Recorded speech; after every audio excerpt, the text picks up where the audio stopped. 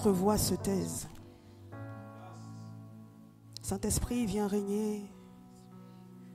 Que ma voix, mon expérience, mon intellect se taise ce matin, afin que je sois un canal par lequel tu vas parler à ton peuple ce matin. Viens régner dans le cœur, dans l'attention de ton peuple ce matin, afin qu'ils reçoivent comme un cœur assoiffé l'eau vive que tu veux déverser ce matin. Nous nous soumettons à toi, Saint-Esprit de Dieu. Viens et règne sans partage, au nom de Jésus. Amen, amen, amen, amen. Nous pouvons acclamer le Seigneur et prendre place. Merci à Kadash. Merci. Que le Saint-Esprit vienne régner. Ce matin, nous parlons de l'identité familiale face, l'unité familiale face à la doctrine de Balaam.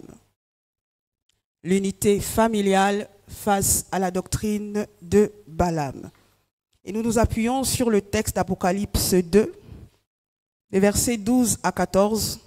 Si nous pouvons prendre nos Bibles, nous lever, nous voulons lire avec solennité cette portion de la parole. Apocalypse 2, les versets 12 à 14. Pouvons-nous nous lever?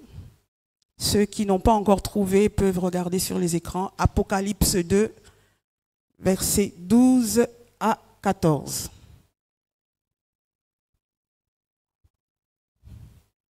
Merci à la technique, nous vous attendons. Donc je vais lire et chacun d'entre nous va suivre sur sa version. Écrit à l'ange de Pergame. Voici ce que dit celui qui tient l'épée aiguë à deux tranchants. Verset 13. Je connais tes œuvres, l'endroit où tu es établi. Là se trouve le trône de Satan. Tu es fermement attaché à mon nom et tu n'as pas renié la foi en moi. Même durant les jours où Antipas, mon témoin fidèle, a été mis à mort chez vous, là où Satan est établi. Verset 14. Mais j'ai certaines choses contre toi. Tu as là des gens attachés à la doctrine de Balaam, qui enseignait à Balak à tendre un piège aux Israélites pour qu'ils mangent des viandes sacrifiées aux idoles et se livrent à l'immoralité sexuelle. Amen. Prenons place. Nous vivons dans un monde où la notion de la famille est particulièrement attaquée. Dans son essence même en tant que famille, dans sa nature, dans son rôle, dans ses composantes. La notion de famille est attaquée. De manière globale, ça n'a rien à voir avec nous en tant que nation au Gabon ou bien ceux qui sont connectés, c'est-à-dire la France, le Sénégal. Aujourd'hui, le Cameroun n'est pas connecté, nous rendons grâce à Dieu. Toutes les familles sont attaquées. La notion même de la famille est attaquée sur le plan social. Mais nous voyons à quel point cette famille, cette notion est même attaquée au sein de l'Église. La famille est la première chose que Dieu a bâtie après la création. Il a suscité un homme appelé Adam, à qui il a donné une mission, à qui il a confié une aide appelée Ève. Cette famille aujourd'hui est sous l'oppression du monde. C'est pour ça que nous voyons, par exemple en Occident, où des lois sont édictées pour faire de la femme, soi-disant pour la protéger, mais qui tue la notion de famille parce que la famille commence toujours avec un homme. Lorsque Dieu créa toutes choses, ce n'est pas Ève qui a été la première à être fonctionnelle. C'était Adam. La famille commence par un homme qui cherche et trouve une femme et ensuite viennent les enfants. Mais aujourd'hui, nous pouvons le constater. L'homme est comme l'élément principal qui est attaqué afin que la famille n'ait plus la forme qu'elle doit avoir. Et nous avons besoin de restaurer cette famille. Ce matin, je voudrais nous parler de l'importance d'une famille, de l'importance de sortir de ce que dit Babylone. Parce que lorsque nous voyons, quand nous avons pu lire la doctrine de Balaam, nous avons lu tout à l'heure, il était question de viande sacrifiée aux idoles et d'immoralité sexuelle. Mais ça va plus loin que ça, c'est un esprit. Antipas a été tué. Et la parole de Dieu nous dit dans Apocalypse que parce que Antipas a été retiré de l'équation, parce que le Père a été retiré de l'équation, Satan a fait sa demeure au milieu de l'Église. Et ce matin, je voudrais nous emmener à comprendre l'importance de restaurer cette famille, l'importance de ce que chacun doit être à sa place. Une famille est quelque chose de tellement important, c'est la cellule première pour que les nations soient prospères. Et cela ne fait pas défaut au milieu de l'Église parce que nous, et vous le savez, nous croyons fermement à la dimension de la paternité spirituelle. Et nous voulons ce matin pouvoir être emmenés à comprendre la nécessité de ce que la famille doit reprendre sa place. La famille doit reprendre sa place au travers d'une chose aussi importante que la notion de la paternité. Dieu est le Père céleste. Lorsque je parle ce matin de paternité, je ne suis pas là pour encenser un homme ou un principe. La famille vient d'abord de Dieu, le Père céleste. Et ce principe, nous l'appelons le principe vicariant. C'est la dimension où l'esprit du Père, que Dieu donne une portion de lui à un homme pour guider ses enfants. Et nous voulons comprendre que cette famille a besoin de Christ en ce moment. Je ne sais pas pour la vôtre. Peut-être qu'elle est parfaite. Mais quand je regarde autour de moi, je suis sûr que vous avez fait le même constat. La famille est fortement attaquée. Nous voyons des lois iniques qui sont votées. Le mariage pour tous. Nous pouvons voir la dépénalisation au Gabon de l'adultère. Donc ça veut dire que le couple, c'est ça la loi, mais je crois que dans l'esprit, c'est d'abord l'homme. L'homme peut se donner à tout ce qu'il veut sans conséquence aucune. Nous voyons tellement de choses aujourd'hui. Nous voyons en Occident des lois qui sont votées pour soi-disant protéger la femme, mais aujourd'hui l'homme n'a plus de place en fait. Nous voyons comment des lois sont édictées pour protéger l'enfant. Ça veut dire que ton enfant est capable de t'envoyer en prison parce qu'il a tellement de droits, mais cela n'a pas été ainsi au commencement. Dieu a dit que l'enfant doit se soumettre à ses parents. Mais nous voyons de plus en plus, et ça c'est en train d'arriver en Afrique où on nous dit que l'enfant a des droits, il faut l'écouter. Oui, il n'est pas en prison, mais l'enfant doit d'abord se soumettre à ce que le parent dit. Et je voudrais que nous puissions prendre quelques définitions avant d'avancer. Des définitions très importantes sur cette notion de famille que nous voulons ramener à sa place ce matin. Le dictionnaire Larousse dit que la famille est un groupe formé par des parents et leurs enfants. La famille ne doit pas être confondue avec un ménage qui est un ensemble de personnes vivant sous le même toit. Vous voyez un peu la contradiction entre cette définition et ce que aujourd'hui le monde nous présente. D'autres définitions disent même que la famille est le premier groupement, c'est un homme et une femme. Mais aujourd'hui, la famille n'a plus cette forme. Aujourd'hui, la famille, c'est deux papas. Aujourd'hui, la famille, c'est deux mamans. Aujourd'hui, la famille, c'est même un homme tout seul avec des enfants. Et le plus souvent, c'est une femme toute seule avec des enfants. Mais lorsque Dieu créa toutes choses, il était question qu'un homme s'attache à une femme. Ensuite, ils font des enfants. Mais aujourd'hui, il n'y a plus cette structure solide, cette chose qui était dans la pensée de Dieu. Nous sommes en train de vivre des temps difficiles. Et j'aimerais attirer notre attention dans le fait que la chose qui est la plus décriée, nous devons comprendre qu'il y a quelque chose dedans que Babylone est en train de combattre parce qu'il y a la puissance dans la notion justement qui est combattue. Pourquoi la famille est si combattue de nos jours? C'est parce que Babylone sait, parce que Satan sait que lorsque la famille sera restaurée à l'image de ce que Dieu avait dans l'esprit, il aura de moins en moins de force. Et nous voulons comprendre cela ce matin. Une famille est un regroupement de personnes ayant des liens de sang ou une parenté par l'alliance, qui ont un même point de vue, qui ont les mêmes valeurs. Et nous voulons comprendre cela ce matin. Mais qu'en est-il de la doctrine? La doctrine désigne une manière globale des travaux contenant des opinions exprimées par des juristes comme étant des résultats d'une réflexion. On dit également que la doctrine est un ensemble de croyances. Le mot vient du latin doctor et signifie enseignants. Considérez donc une doctrine comme l'enseignement d'une école, d'une religion ou d'un groupe politique. Donc la doctrine n'est pas juste une affaire de l'Église. C'est un ensemble de compréhensions, de règles édictées pour développer et faire asseoir une opinion. Donc Balaam avait une doctrine. Nous, en tant que famille, nous avons une doctrine. Il est important dans la phase dans laquelle nous sommes, alors que nous sommes en train d'aller vers la fin de l'année calendaire, et que quelque chose de particulier s'est passé le 7 novembre 2024, nous devons comprendre que cette famille que nous sommes en train de bâtir pour le Seigneur a besoin d'être consolidée. Nous avons reçu quelque chose de Dieu. Il nous a érigés en tant qu'une famille. Et nous devons, dans cette phase, comprendre que cette famille doit être consolidée.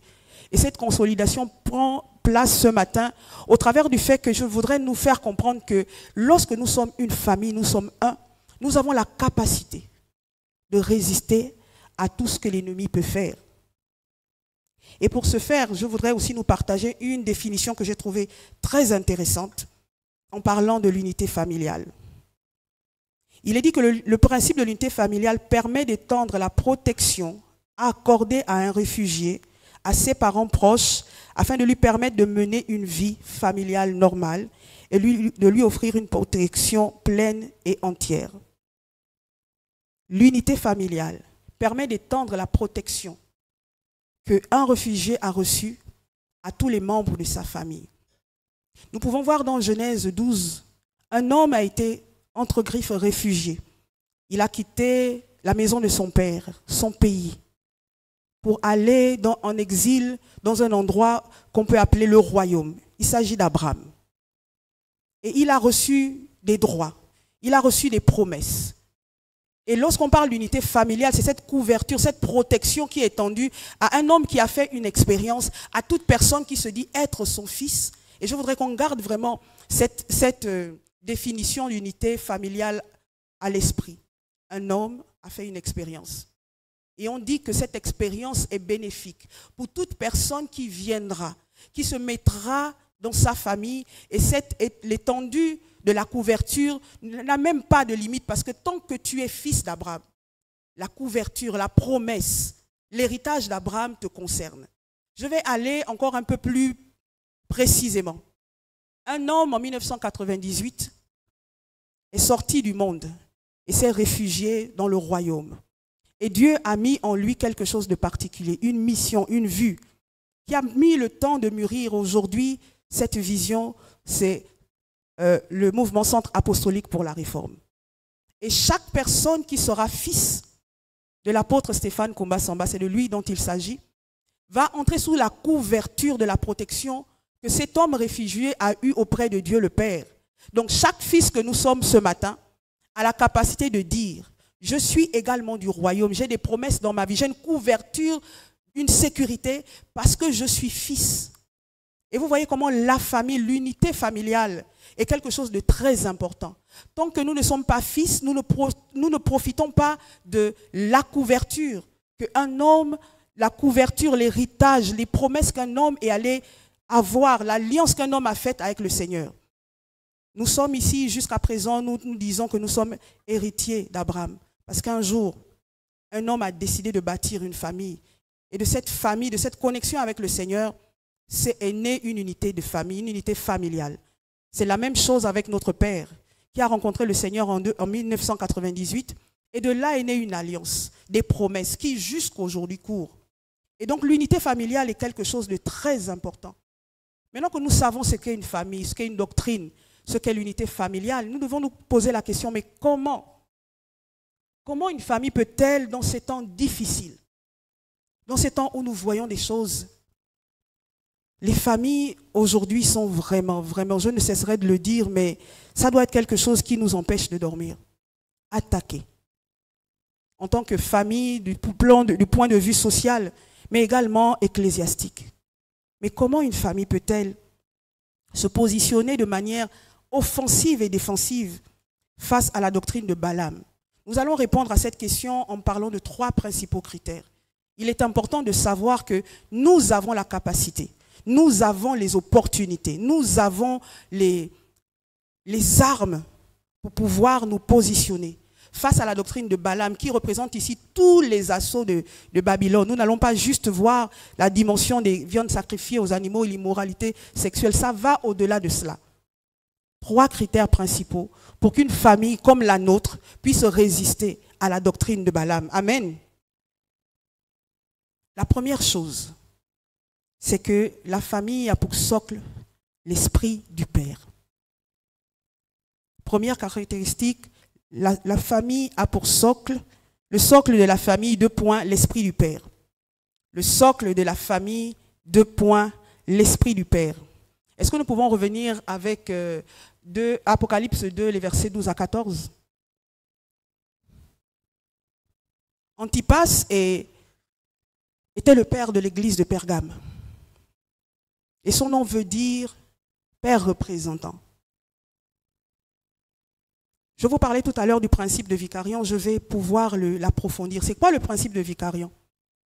C'est que Dieu, en tant que père, a déversé sa dimension de père à l'intérieur d'hommes. Et quand je parle d'hommes, c'est homme avec grand H, afin que ces hommes puissent le représenter sur la terre, afin que ces hommes puissent conduire les autres fils de Dieu comme des pères représentants sur la terre. Et il s'est avéré qu'Antipas était ce père-là pour cette église. Mais Babylone a compris qu'il fallait qu'on puisse retirer la dimension paternelle à l'église, à la famille de Dieu, afin que s'installe Satan. Partout où il n'y a pas de père, je parle de père représentant, nous ne sommes pas là pour un homme, c'est juste un principe. Partout où il n'y a pas de père, c'est Satan qui vient s'installer. Et nous pouvons même le voir dans les familles. Lorsqu'un père est démissionnaire, la famille est en lambeaux. Lorsqu'un père n'est pas responsable, on se retrouve à envoyer des enfants aller chercher de quoi subvenir aux besoins de la maison. Lorsqu'une maison n'a plus de père, parce qu'il peut être là sans être là, sans incarner le rôle du père, il n'a pas ce principe de vicariant en lui. Les enfants se retrouvent à braquer des personnes à l'extérieur. Aujourd'hui, dans nos familles, pendant longtemps, je rends grâce à Dieu pour la rencontre et la conversion. J'étais de ceux-là qui défendaient qu'on n'a pas besoin d'un homme pour avoir un enfant. C'est-à-dire, il était juste un donneur anonyme. Il vient, il part, et toi tu gardes. Je suis issu d'une famille où, pendant longtemps, assez longtemps, les seules personnes qui étaient mariées, c'était mes grands-parents. Et nous étions une flopée de frères et de sœurs, selon la doctrine familiale gabonaise ou africaine en général, parce qu'il n'y a pas de cousins. Nous étions quasiment tous. Ceux qui avaient des pères, c'était parce que les pères en question étaient de la famille. Mais les autres n'avaient pas de père. Et souvent on nous disait, mais qu'est-ce que tu entends par là? Est-ce que tu n'es pas vivante? Est-ce que tu n'es pas en train d'évoluer? Mais on ne se rend pas compte du déficit que c'est pour un enfant de grandir sans père. Nous disons que le père est le repère de quelqu'un. Un enfant qui grandit sans père, il peut être bon à l'école. Il peut être en bonne santé. Mais il part avec un gros handicap dans la vie parce que l'importance du père, je le disais en introduction, Dieu commence la famille avec le père. C'est le père qui a la vision. C'est le père qui a la direction. Et donc, Satan l'ayant compris, il s'est attaqué à la famille Pergame. Antipas est mort. Le père représentant a été retiré de l'équation. Et lorsqu'il n'y a pas le père représentant, je le disais, le diable vient prendre sa place. Mais nous ne pouvons pas bien comprendre cette histoire sans retourner à Nombre 22. L'histoire de Balaam et du peuple d'Israël. Nous voulons ce matin comprendre que l'esprit du Père est plus que du daddyisme. L'esprit du Père, ce n'est pas l'esprit de l'apôtre Stéphane dont je parle ce matin. Je parle de l'esprit du Père céleste. Quand cet esprit n'est pas déversé dans une famille, dans un père, je ne parle pas des choses que nous pouvons raccommoder, rafistoler en disant si une femme n'a pas de mari, à ce moment-là, elle devient le père spirituel. Il n'en était pas ainsi au commencement. Ça ne doit pas être une norme que nous devons continuer à bâtir. La famille, c'est l'homme, la femme, et si Dieu le veut, les enfants. Donc, cet esprit-là doit être trouvé à l'intérieur de la famille. du mouvement Centre apostolique pour la réforme et des communautés, des familles spirituelles Gilgal, Centre des nations. Ce Père doit être là. Et nous pouvons rendre grâce à Dieu que nous avons ce Père. Il est important de comprendre que le socle de la famille, c'est cet esprit d'un homme responsable qui veille, qui sécurise, qui se bat pour la destinée de chaque membre de sa famille. Et Pergame avait cela. Et le diable a attaqué cette dimension et Satan a pris place au travers de la doctrine de Balaam. Le Père est réellement le socle. Antipas est quelqu'un qui doit être là. Parce que sans la fondation, comment pouvons-nous ériger des murs? Comment pensons-nous que nous allons arriver au toit et ça va marcher? La famille est plus qu'importante. Pendant que je parle de nous en tant que famille spirituelle, je crois que je parle à chacun d'entre nous en tant que famille naturelle. Il y a des pères en ces lieux. Avez-vous reçu l'esprit du Père? Êtes-vous ces hommes qui sont capables de conduire vos propres familles? Mais il y a également en ces lieux une famille spirituelle. Nous venons tous d'endroits différents, avec des potentiels différents, une culture certainement différente, en tant qu'un mouvement global. Il est important que le socle soit là. Il est important aujourd'hui que les choses soient bâties selon le modèle. Dieu établit des hommes. Et nous devons accepter ce principe. Et vous allez comprendre pourquoi nous devons accepter ce principe. Parce que lorsque les choses ne sont pas faites selon le modèle, il y a toujours des soucis.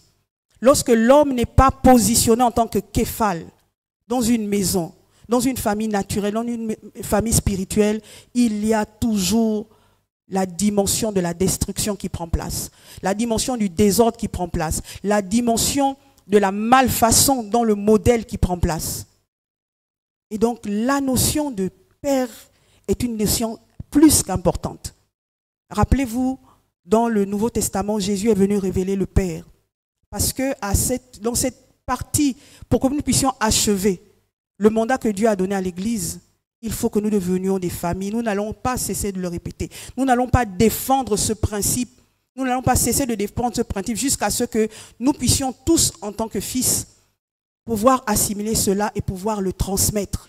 Et non seulement pour notre propre famille, mais vous connaissez les paroles prophétiques qu'il y a sur ce mouvement. Nous devons relever des pères qui sont tombés. Des pères qui ont perdu la notion de la dimension de vicariat, qui ont emmené les familles à se perdre. Et parce que nous comprenons tout cela, nous devons nous lever comme une famille et défendre ce principe. Le socle de la famille, c'est l'esprit du Père. Dieu Tout-Puissant se révèle, se déverse dans un homme qui conduit ses autres fils. Amen. Et le deuxième principe, je ne vais pas être très long aujourd'hui, je vous raconterai pourquoi plus tard. Avançons. L'appartenance. L'appartenance à la famille spirituelle. Nous pouvons voir dans le livre de Nombres l'histoire de Balaam. Nous allons maintenant l'approfondir. Israël est sorti, nous pouvons lire tout le chapitre 22 du livre de Nombres. Israël est sorti de captivité sous l'égide d'un père appelé Moïse. Moïse a parlé de la part de Dieu au peuple. Il a sorti de l'Égypte. Il leur a dit, voilà ce que nous allons faire, ce que le Seigneur a dit. Il a donné les lois, il a donné à manger, il a donné les préceptes, il a tout donné. Et ce peuple est en train d'aller vers la promesse, vers Canaan. Alors que Israël marchait selon les recommandations de Dieu, selon la doctrine que Dieu avait donnée à Moïse, aucun peuple ne pouvait résister devant Israël. C'était un peuple qui balayait tout sur son passage. Il balayait tout sur son passage parce que le peuple avait l'esprit du Père.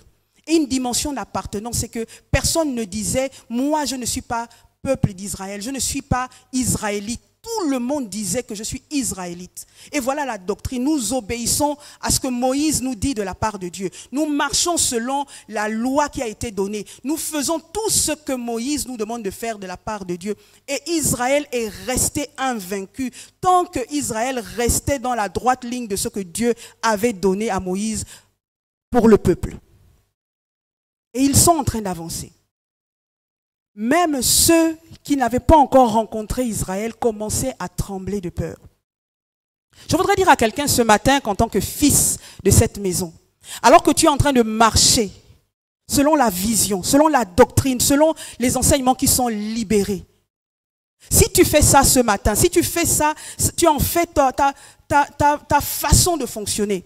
Comme le peuple d'Israël, je veux déclarer ce matin que les ennemis que tu n'as pas encore vus sont en train de trembler parce que tu as une dimension de l'appartenance à une famille. C'est une sécurité très importante. Les peuples, avant de rencontrer Israël, commençaient à être dans la terreur. Parce que le Dieu d'Israël combattait pour le peuple. Le Dieu d'Israël combattait, il ouvrait le chemin.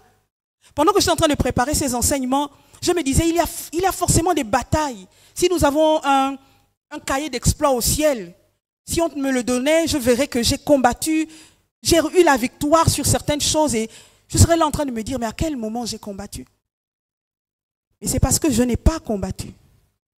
Le Dieu qui marche avec nous, parce que j'ai la dimension d'appartenance, je me sens concerné, je me bats pour ce mouvement, Dieu est en train de remporter les batailles pour moi. Et c'est ce qu'Israël a expérimenté, c'est ce que je veux nous faire comprendre dans cette dimension d'appartenance. L'appartenance te donne accès à des victoires pour lesquelles tu n'as pas levé le petit doigt.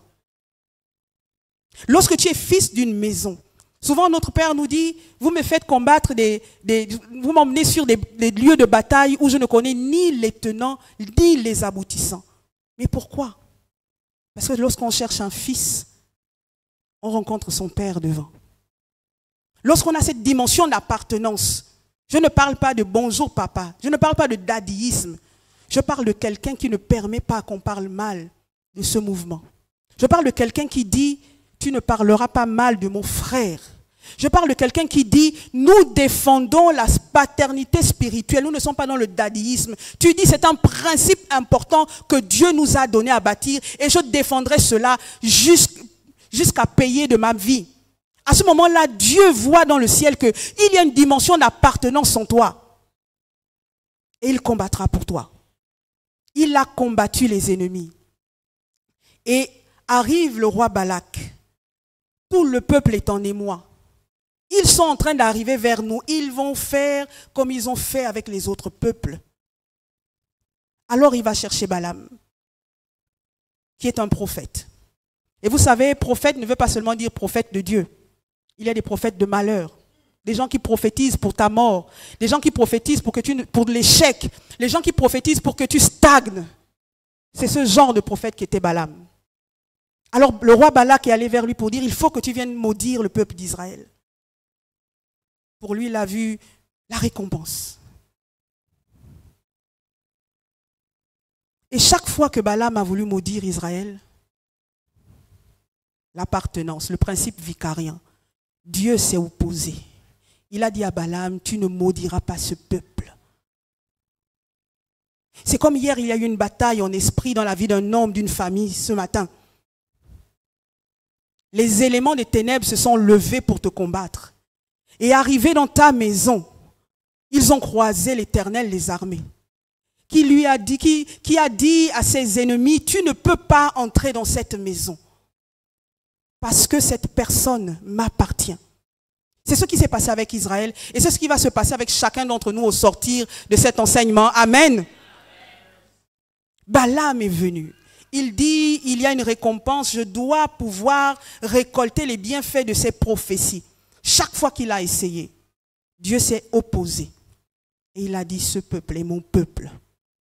Pas parce qu'ils étaient israélites, pas parce qu'ils étaient descendants d'Abraham, mais parce que c'était un peuple qui avait cette dimension où il est important de défendre la patrie. Il est important de défendre la doctrine. Il est important de défendre la loi. Il est important que nul ne puisse médire sur l'Éternel. L'unité familiale. L'appartenance à la famille nous emmène à activer des dimensions de défense, de bénédiction dans notre vie. La dimension de l'appartenance fait en sorte que tu es capable de porter le fardeau au-delà de ce que tu pensais pouvoir faire. Parce que tu vas te dire, quelle est cette force que j'ai aujourd'hui? Alors que nous avons préparé en juillet le sommet apostolique, par exemple. À la fin, nous nous sommes demandé comment avons-nous pu faire toutes ces choses? Comment je ne suis pas tombé malade? Comment j'ai pu tenir pendant des temps de préparation? Pourquoi? Parce que lorsque nous l'avons fait, il y avait un fort sentiment d'appartenance, une forte dimension d'appartenance qui a fait que Dieu a agi dans nos vies.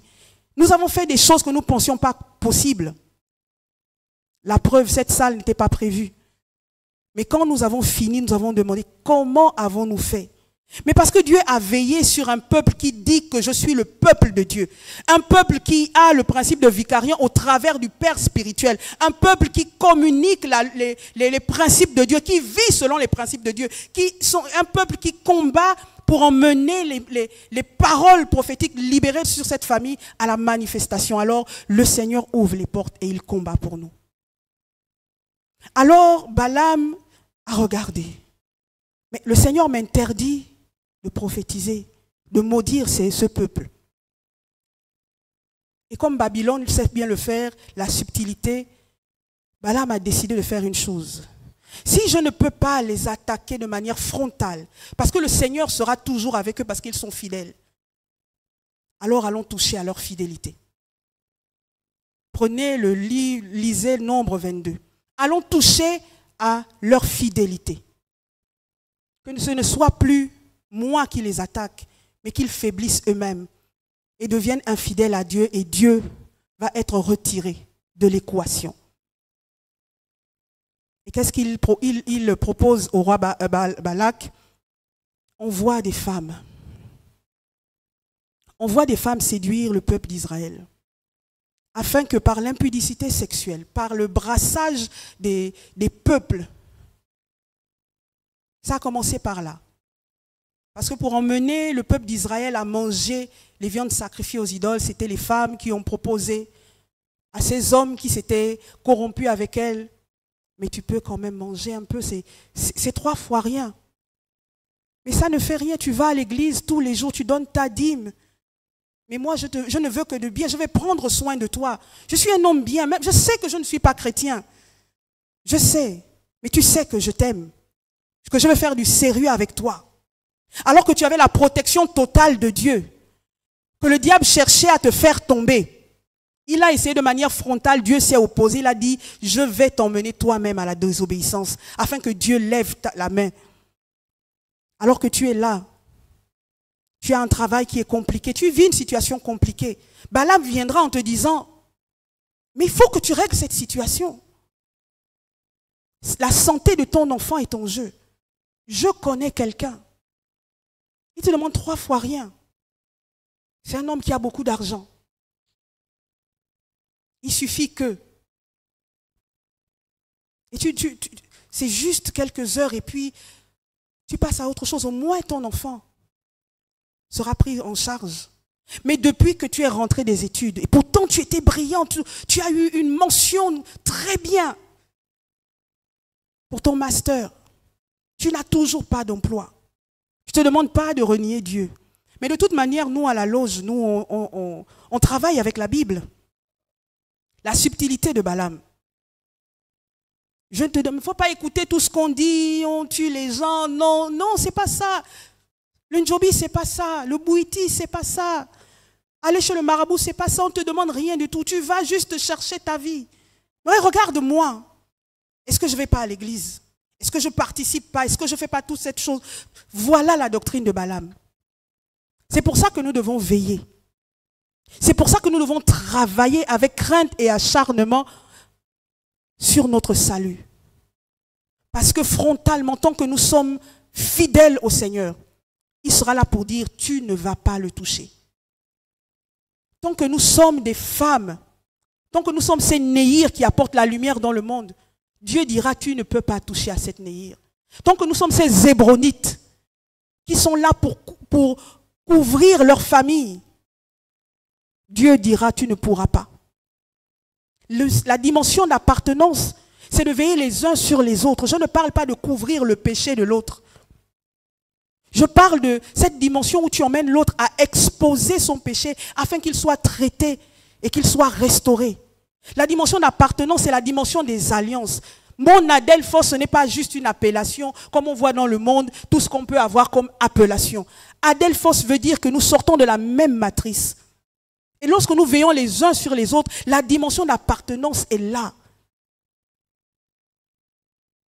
Lorsque tu entends que ton frère est éprouvé par la maladie, par un deuil, et que tu n'endors plus la nuit, ce n'est pas le fait du hasard. C'est la dimension d'appartenance qu'il y a, qui fait que lorsque ton frère est éprouvé, tu ressens la chose comme si c'était toi-même. Mais vous aussi, vous abusez à l'église. Tous les jours, il y a des rassemblements. Oh, pourquoi tu pars tôt? Mais le culte est fini, je dois rentrer. Vous aimez trop rester ensemble. Mais qu'est-ce que vous vous dites? Je vous assure que c'est quelque chose qu'on ne peut pas expliquer. C'est quelque chose qu'on ne peut pas expliquer. Je suis sûre qu'il y a certaines sœurs qui ont eu des problèmes en rentrant à la maison parce qu'elles sont rentrées trop tard. Parce que cette dimension d'appartenance, ce plaisir d'être ensemble est tel que parfois, notre mère nous disait souvent, rentrez chez vous. J'ai un peu pris le relais pour ça. Rentrez chez vous. Même en semaine, on va te dire non, vous abusez. Vous voulez montrer quoi? Quand tu diras à quelqu'un, non, je ne mange pas de ce pain, parce qu'envoyé par Balaam pour te faire tomber, il va te dire, vous voulez montrer que c'est vous qui avez trop rencontré le Seigneur. Oui, je l'ai rencontré. En esprit et en réalité, en vérité. C'est pour ça que je ne vais pas me corrompre. Mais tu m'accompagnes seulement au rendez-vous. Je n'ai pas besoin que tu... Non, je ne mange pas de ce pain. Balaam a dit, si je lui propose directement le péché, Israël sera capable de reconnaître mon attaque et la dévier. Dieu lui-même viendra combattre. Aujourd'hui, Babylone est insidieux. Nous devons veiller sur nos familles. En tant que grand-mère, je suis devenue spécialiste de beaucoup de dessins animés. Et chaque parent doit être spécialiste des dessins animés. Parce que ça devient dangereux. On a même vu des poupées transgenres. Elle a des cheveux, un petit maquillage, mais si quand tu soulèves la robe, il y a des choses impossibles. Nous devons veiller. Nous pensons que c'est juste un dessin animé. Oh, dessine ta famille, moi j'ai 2 mamans. Et puis l'enfant, donc c'est possible. Non, ce n'est pas possible. La famille, c'est le père et la mère. Et la dimension d'appartenance nous emmène à garantir on doit perpétuer la doctrine au-delà de ce que nous faisons ici. Ça se passe à la maison. Ça se passe au travail. Ça se passe dans le taxi. Ça se passe dans le fait de ne pas jeter les ordures par la fenêtre, par la vitre de sa voiture. Tu trouves que c'est rien. Mais est-ce que tu penses que le Seigneur t'a créé, t'a suscité pour être celui qui salit la cité? Il y a des paroles qui ont été données à cette famille. Et alors que nous entrons dans une nouvelle phase, il est important que chacun d'entre nous connaisse qui nous sommes. Parce qu'il n'y a pas de sentiment d'appartenance sans savoir qui nous sommes. Nous sommes un sanctuaire global. Nous sommes une dynastie familiale. Nous sommes une nation en Christ. Nous sommes des réparateurs de brèches. Où nous voyons l'infiltration de Balaam. Nous avons la responsabilité d'aller et de combler la brèche. Tu regardes à la vie de ton frère, tu discernes qu'il y a un problème. Tu n'es pas là pour prendre l'histoire. Est-ce que je l'ai trouvé la dernière fois dans un état d'ébriété un peu avancé? Sœur Priscilla, j'ai trouvé la sœur Martine la dernière fois, je suis partie chez elle, elle était un peu éméchée. Sœur bienvenue, est-ce que tu sais que nous ne sommes pas là pour aggraver les brèches de nos frères. Je ne parle pas de couvrir le péché. Je parle de pouvoir protéger ce que nous sommes. Lorsqu'il y a un problème avec un frère, tu vas vers le frère et tu lui dis, j'ai remarqué cela. Est-ce que tu veux qu'on prenne des temps de prière? Est-ce que tu veux qu'on puisse en discuter? Pourquoi? Parce que tu te sens concerné. Que si je laisse la sœur dans cet état, ce n'est pas seulement sa vie qui sera infiltrée. C'est la famille globale, Gilgal Centre des Nations. C'est le mouvement centre apostolique pour la réforme. l'appartenance fera toute la différence. Et on n'appartient pas à la famille à cause de l'apôtre. On appartient à la famille à cause du Père Céleste qui a déposé quelque chose dans la vie d'un homme. Parce que les familles ont toujours commencé par un homme. Et il est important de comprendre aujourd'hui que cette dimension d'appartenance est importante, mixée à la dimension de Père, qui fait que nous avons la capacité. Nous avons la capacité de pouvoir faire face aux défis qui sont les nôtres aujourd'hui. Il est devenu un dragon, subtil, plus fort.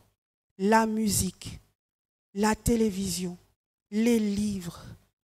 Souvent, je disais souvent à mon fils quand il était un peu plus jeune que chaque génération a eu une musique, mais je trouve que votre musique est comme un envoûtement. Est-ce que vous les voyez marcher en route en dansant? Ils marchent, mais ils sont en train de danser. C'est que peu importe l'endroit où ils sont, dès que la musique est déclenchée, c'est comme s'ils étaient sous, je ne sais pas, sous contrôle. Ils dansent, peu importe l'endroit, le langage. Mais nous aussi avons été jeunes. On jouait aux billes.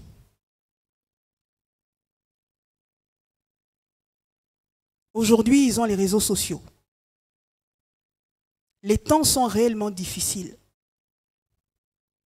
En tant que parents, nous devons nous lever.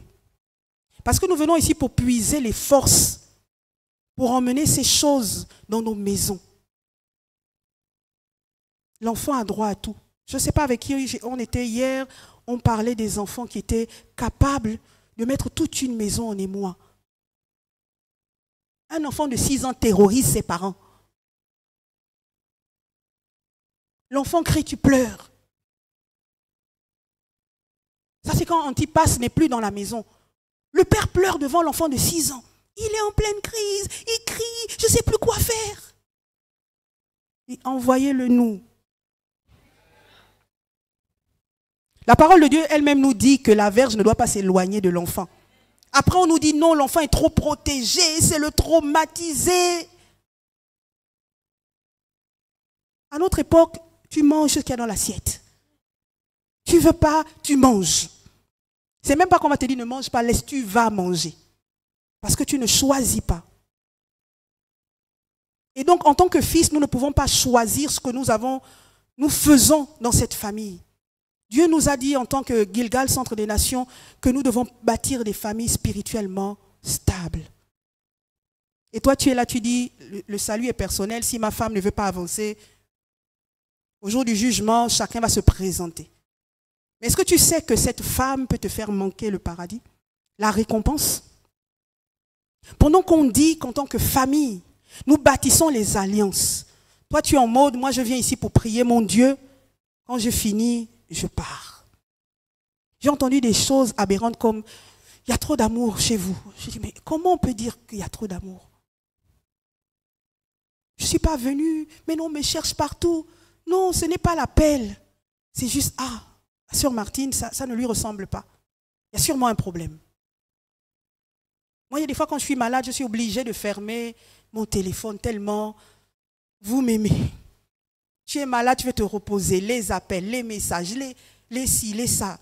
Souvent, il m'est arrivé pendant que Papa Jean-Baptiste était à l'hôpital de ne pas venir les dimanches. Mais c'était, j'espère que tu vas bien, on ne t'a pas vu, j'espère que tu n'es pas malade. Et puis tu vas me dire que non, c'est trop, ça fait en sorte que je n'ai pas envie de rester. Mais je vais rester jusqu'à ce que Jésus revienne. Parce que c'est ça, c'est la famille que Dieu nous a demandé de bâtir. Une famille où on prend soin les uns des autres. Même si vous ne connaissez pas chez moi, je ne connais pas chez vous. Je sais que le jour où je crie aïe, chacun d'entre vous va se lever à son niveau. Et ça, nous devrons préserver cela. Nous sommes une famille. Nous ne sommes pas un rassemblement de chrétiens. Et l'appartenance fait en sorte que, à un moment donné, vous n'avez pas d'autre choix que d'avoir foi en Dieu. Pendant le décès de papa, Jean-Baptiste, j'avais des membres de ma famille qui sont arrivés et qui ont pu me dire que vous êtes quel genre d'église? Parce que la présence de la famille était palpable à tous les niveaux. C'est ça la dimension d'appartenance. Des personnes ont passé des nuits blanches, devaient travailler le lendemain parce que elles se sont dit, c'est ma famille, ça mérite le sacrifice. Elles sont restées jusqu'au bout. Parce que c'est important aujourd'hui que nous comprenions que ce n'est pas quelque chose de forcé. C'est quelque chose de vrai, quelque chose de naturel. Je vous aime autant que vous êtes. Je vous aime autant que vous êtes. Et je crois que c'est le même sentiment qui anime chacun d'entre nous. Mais l'amour s'exprime de différentes manières. Ce n'est pas parce que tu ne m'as pas appelé quand j'étais malade que je vais dire que tu ne me considères pas. Je comprendrai juste que tu n'as peut-être pas pu. Mais tu es resté en prière. Ça ne se voit pas. Ça ne se voit pas. Nous sommes une famille. Et la dimension d'appartenance, plus qu'avant, est quelque chose qui doit habiter chacun d'entre nous. Afin que nous soyons capables de relever les pères qui sont tombés. Afin que les jeunes gens qui depuis des années 2019 ont entendu le son qui a retenti, qui doivent venir boire à la source que nous sommes, à la grâce que nous avons dans cette maison, viennent. Nous devons être une famille avec une forte dimension d'appartenance. Pour rendre le pays habitable, ce n'est pas un homme qui le fait. Ce n'est pas papa et maman qui vont emmener à eux deux seuls la manifestation des intentions de Dieu, la concrétisation des paroles prophétiques. C'est chacun d'entre nous. Parce que nous nous sentons concernés. Nous nous sentons impliqués. Et le troisième critère que je voudrais partager, c'est que nous devons devenir une dynastie familiale. Une dynastie familiale, ce n'est pas juste une succession de générations. C'est des générations qui impactent, qui influencent. De plus en plus, lorsque nous accompagnons notre Père dans plusieurs... il est parfois bon de sortir d'ici, je vous assure, pour comprendre ce que Dieu fait avec nous. À force de rester tous les jours à la maison, parfois nous ne comprenons pas la grâce qu'il y a dans cette maison. Sortons un jour, de temps en temps, acceptons une invitation pour aller voir ce que les autres bâtissent et comment ils le bâtissent. La dynastie familiale, c'est une succession de personnes de la même famille qui ont eu l'autorité, le pouvoir de changer les choses dans une nation, dans un continent, dans une sphère. Voilà ce qu'est une dynastie familiale. Pendant que j'étais en train de préparer ces temps, je me suis dit,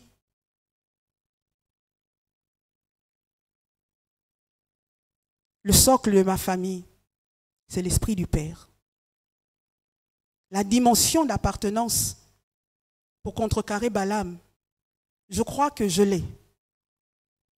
Et puis j'en suis venue à la dynastie familiale.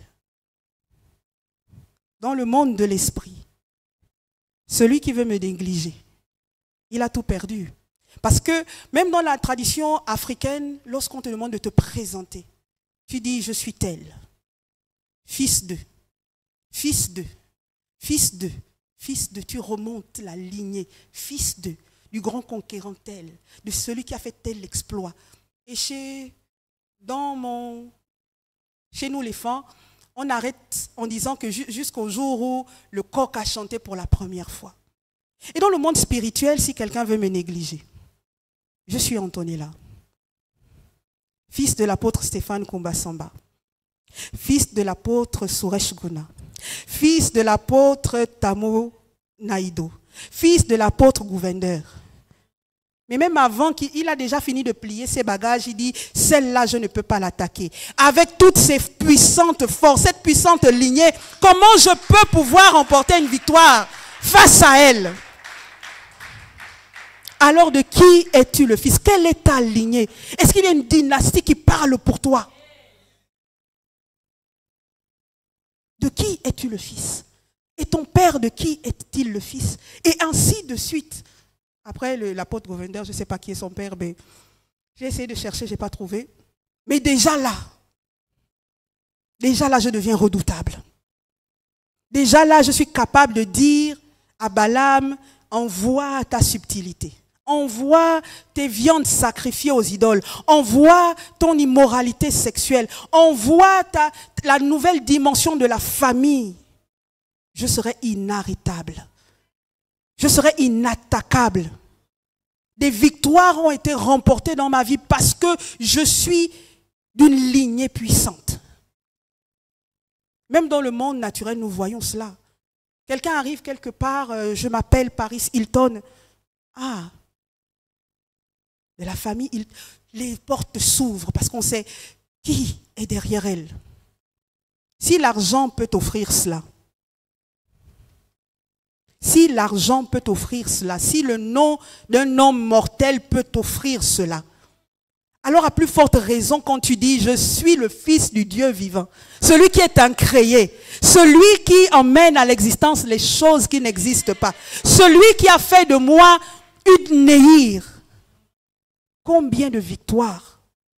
Et lorsque nous sommes cette dynastie familiale, nous avons la capacité, non seulement pour nous, pour nos propres vies, de renverser Balaam et sa doctrine, mais nous sommes en train de préparer la route pour les générations futures.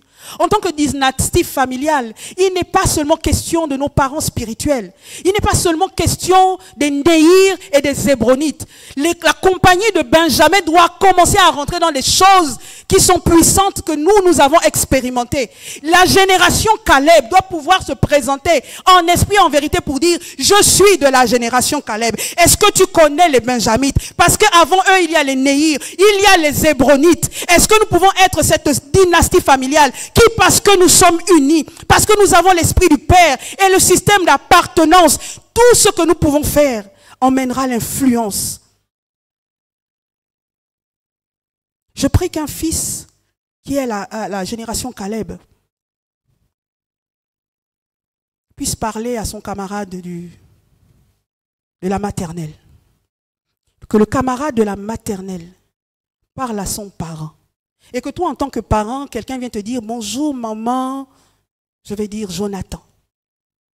Jonathan a dit à mon fils telle chose. J'aimerais plus comprendre ce que c'est. Il m'a dit que dans votre maison, vous avez des cultes de famille. Il m'a dit que dans votre maison, on peut compter sur le Père. Il est toujours là pour faire ça, alors que quand je regarde chez moi, il y a des problèmes. J'aime ce qu'il y a dans la vie de votre fils. Et je voudrais, parce que je sais que ça vient de vous, pouvoir moi aussi expérimenter cette chose. Voilà comment l'influence du royaume va grandir. Pas parce que nous parlons en langue, mais parce que nous manifestons les principes de Dieu. Pas parce que nous parlons en langue, parce que nous avons la capacité de transmettre à nos enfants la chose que nous avons reçue. Pas parce que nous parlons en langue, parce que nous venons en ces lieux à chaque réunion. Parce que nous sommes réellement une dynastie familiale, née pour influencer et non pour se laisser influencer. Le Seigneur a fait de nous une famille et nous ne pouvons pas laisser les choses de ce monde nous ravir ce que nous sommes. Nous avons une identité et nous devons la défendre. Si jusqu'à présent tu étais à la périphérie, si jusqu'à présent tu ne savais pas quoi faire, si jusqu'à présent tu étais dans l'hésitation, il est peut-être important ce matin que tu te poses la question et que tu saches que seul tu ne pourras pas vaincre Balaam. C'est la cohésion, le bloc que formait Israël, obéissant au doigt et à l'œil, à la loi, pas à Moïse. Moïse n'était qu'un instrument que Dieu a utilisé pour conduire son peuple. Moïse n'est qu'un instrument, comme notre Père n'est qu'un instrument. Nous obéissons à celui qui nous a créés, notre Père céleste. Il a besoin que nous soyons une famille. Donc si nous voulons aujourd'hui vaincre, remporter des victoires conséquentes, si nous voulons influencer, laisser la marque GCN dans les nations dans lesquelles nous sommes positionnés, dans notre lieu de travail, dans notre famille, il est temps que la dimension de famille, la dimension d'appartenance soit quelque chose qui soit notre désir, notre recherche.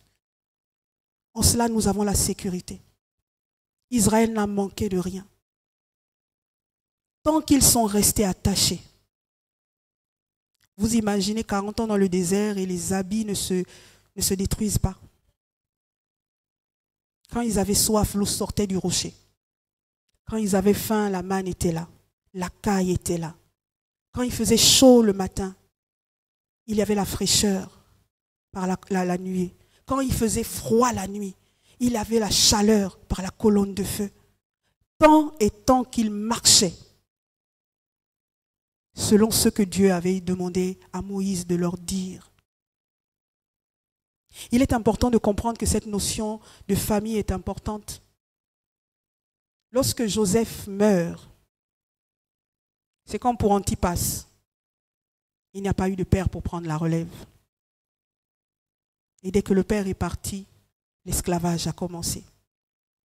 Il a fallu susciter 430 ans plus tard un autre père pour mettre fin à l'esclavage.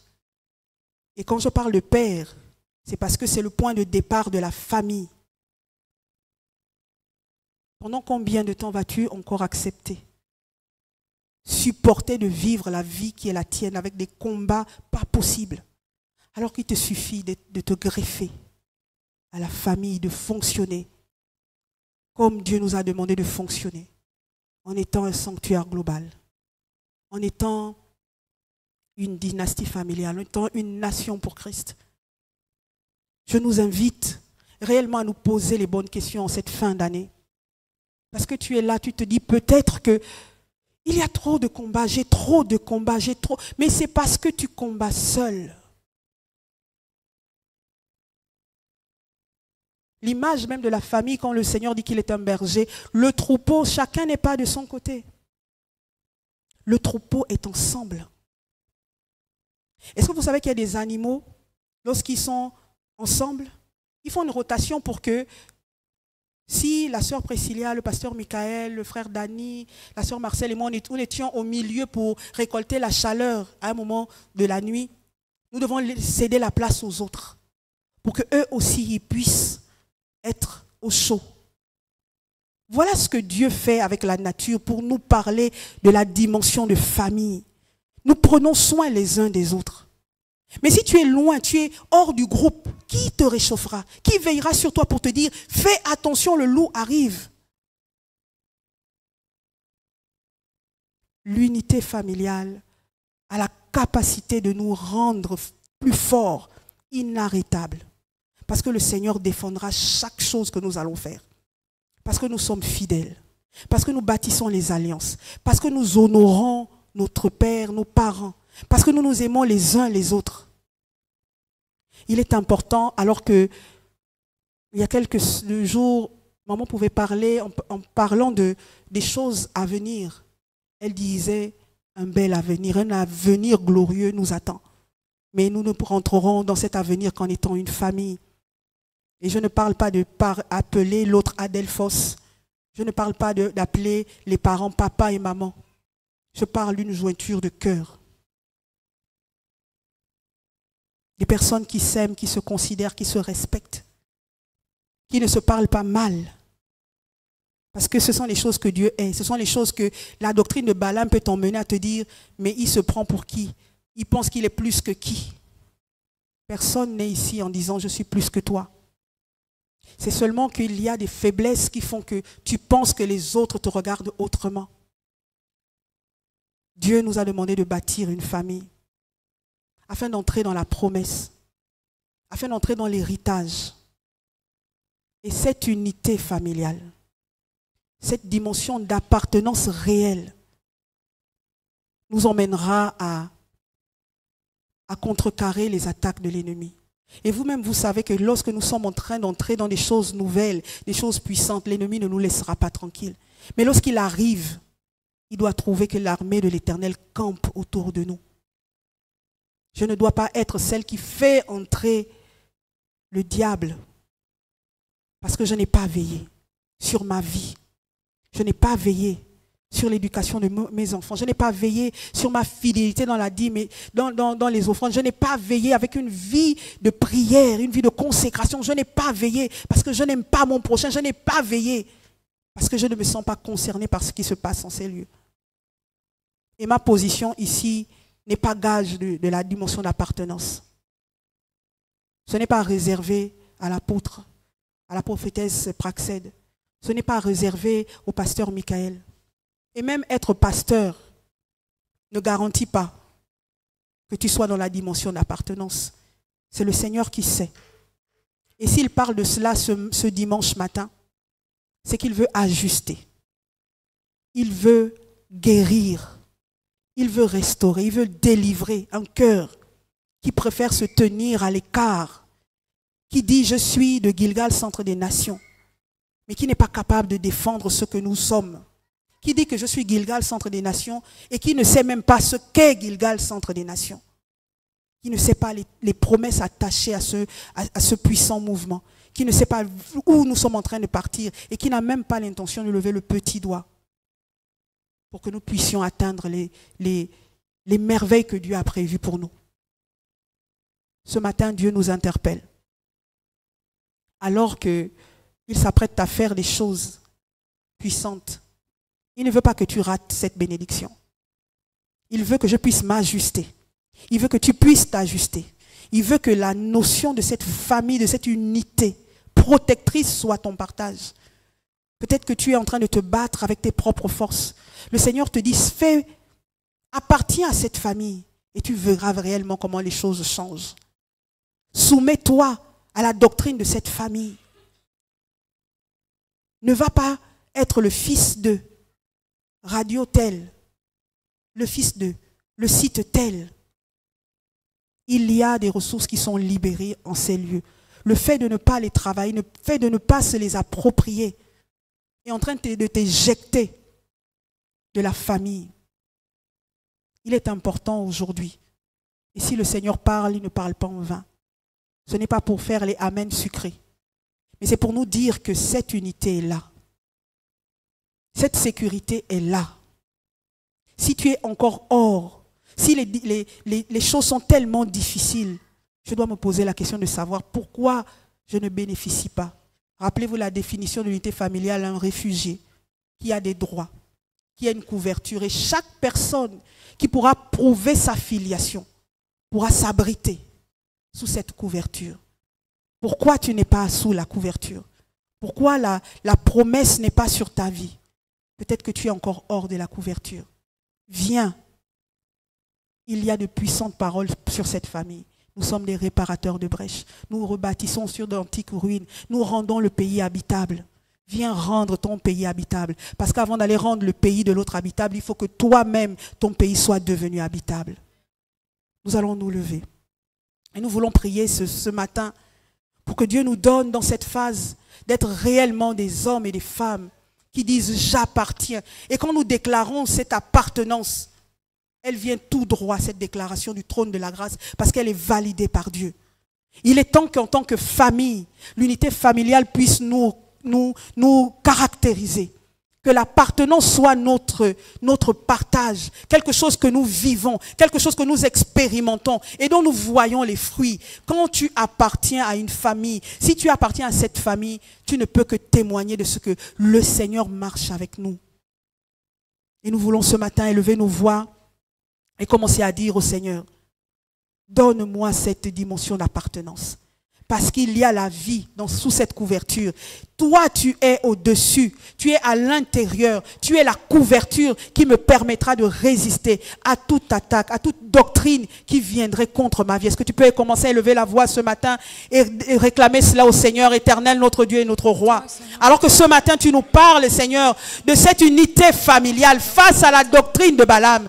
Une doctrine insidieuse, Seigneur, ô Dieu de gloire. Une doctrine, Seigneur, ô Dieu de gloire, qui est née du fait que toi, tu as toujours défendu Israël. Tu t'es positionné pour Israël. Parce qu'Israël marchait selon tes voies. Parce qu'Israël marchait selon ce que toi, tu avais déclaré. Selon la loi que Moïse avait présentée. Tant qu'il était fidèle, Israël avait protection. Tant qu'il était fidèle, Israël avait la couverture, il avait la provision, il avait la sécurité, Seigneur notre Dieu.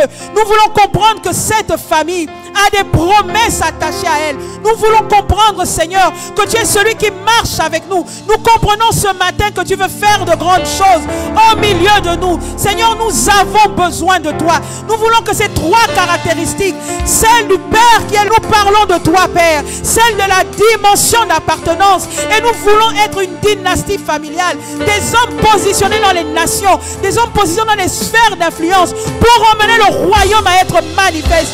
C'est un temps où tu veux positionner les fils. Des fils, Seigneur, oh Dieu de gloire, qui sont réellement fidèles à toi, qui marchent selon ta doctrine, ta sainte doctrine. Des fils dans une maison, soumis à l'autorité, Seigneur, parentale, et qui marchent selon ta parole, qui marchent par ton esprit, Seigneur notre Dieu, pour emmener réellement, Seigneur, la capacité de contrecarrer Babylone. Nous voulons dans cette phase, Seigneur notre Dieu, être réellement ces apostolos que toi tu envoies au travers des nations, au travers de nos familles, Seigneur notre Dieu. Amen. Nous voulons prier pour la dimension de la